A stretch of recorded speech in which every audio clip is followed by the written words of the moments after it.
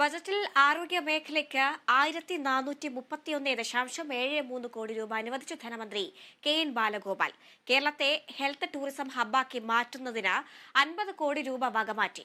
രാജ്യത്ത് കഴിഞ്ഞ 3.5 വർഷത്തിനിടയിൽ ഏറ്റവും കൂടുതൽ സൗജന്യ ചികിത്സ നൽകിയ സംസ്ഥാനം കേരളമാണെന്നും മന്ത്രി വ്യക്തമാക്കി. സംസ്ഥാനത്ത് 25,01,000 പേർക്ക് 6,788 കോടി രൂപയുടെ സൗജന്യ ചികിത്സയാണ് കഴിഞ്ഞ വർഷം നൽകിയതെന്ന് ധനമന്ത്രി ബജറ്റിൽ പറഞ്ഞു. കാരുണ്യ ആരോഗ്യ സുരക്ഷാ പദ്ധതി വഴി 24,06,000 പേർക്ക് 6,276 കോടിയുടെ സൗജന്യ ചികിത്സ നൽകി. KMSCL വഴി 2,700 കോടി രൂപയുടെ മരുന്ന് വിതരണം ചെയ്തു. പകർച്ചവ്യാധി പ്രതിരോധത്തിനായി 12 കോടി രൂപയും 108 ആംബുലൻസുകൾക്കായി 80 കോടി രൂപയും ഡയാലിസിസ് യൂണിറ്റുകളുടെ പ്രവർത്തനത്തിന് 13,98 ലക്ഷം രൂപയും ഉൾപ്പെടെ ബജറ്റിൽ പ്രഖ്യാപിച്ചു. 38,128 കോടി രൂപ ആരോഗ്യ മേഖലയ്ക്കായി ഇതുവരെ ചെലവാക്കിയതിനു പുറമെയാണ് 2025-26 വർഷത്തെ വകമാറ്റിവെക്കൽ.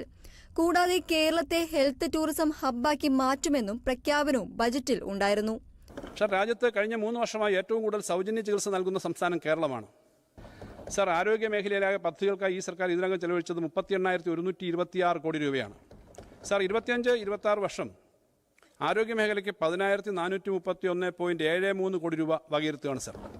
സംസ്ഥാനത്തെ 42 ലക്ഷം കുടുംബങ്ങൾക്ക് പ്രതിവർഷം 5 ലക്ഷം രൂപ വരെ സൗജന്യ ചികിത്സ നൽകുന്ന കാരുണ്യ ആരോഗ്യ സുരക്ഷാ പദ്ധതിക്ക് ഈ സർക്കാർ ഇതിനകം നൽകിയത് 3,967.3 കോടി രൂപയാണ്.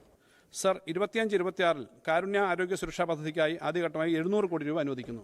സംസ്ഥാനത്തെ 42 ലക്ഷം കുടുംബങ്ങൾക്ക് പ്രതിവർഷം 5 ലക്ഷം രൂപ വരെ ചികിത്സാ സഹായം നൽകുന്ന കാരുണ്യ ആരോഗ്യ സുരക്ഷാ പദ്ധതിക്ക് 3,967.3 കോടി രൂപയാണ് നൽകിയത്. ബജറ്റിൽ നീക്കിവച്ച തുകയേക്കാൾ അധികരിച്ച തുകയാണ് സർക്കാർ കാരുണ്യ പദ്ധതിക്കായി നൽകുന്നത്. വിദേശ വിദ്യാർത്ഥികളെ കേരളത്തിലേക്ക് ആകർഷിക്കാൻ നടപടി സ്വീകരിക്കുമെന്നും ബജറ്റ് അവതരണത്തിൽ ധനമന്ത്രി കൂട്ടിച്ചേർത്തു. Kerala vision news, Thiruvananthapuram.